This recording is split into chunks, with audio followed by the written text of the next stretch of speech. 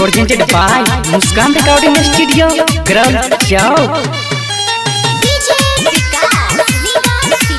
Music by Vikesh Bhojpuria. Singing by Dilip Garolia.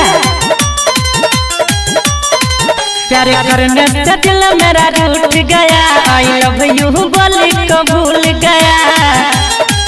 प्यार करने से दिल मेरा रूठ गया, आई लव यू बोल को भूल गया। सब कुछ बेवफाई मेरा लूट लिया, वो सब कुछ बेवफाई मेरा लूट लिया। एक लड़की से दिल मेरा टूट गया, सब कुछ बेवफाई मेरा लूट लिया।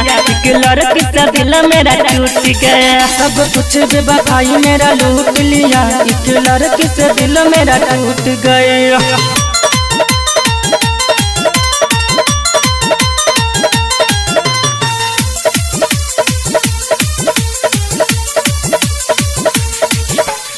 वादा करके पगली हमसे झूठ बोला भाई रे, रात में उसकी याद सताई, नींद ना मुझको आई रे।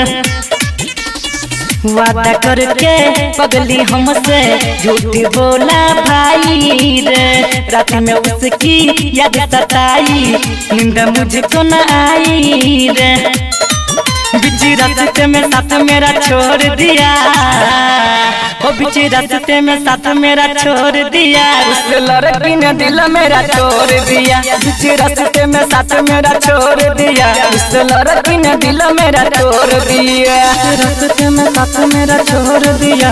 उस लड़की ने दिल मेरा तोड़ दिया। Presented by Muskan Recording Studio, Ground Chowk.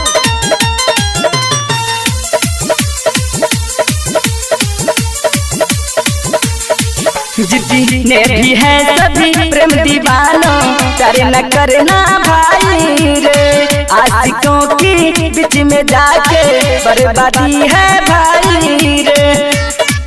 हाँ, जितने भी हो प्रेम दीवाने, प्यारे न करना भाई रे।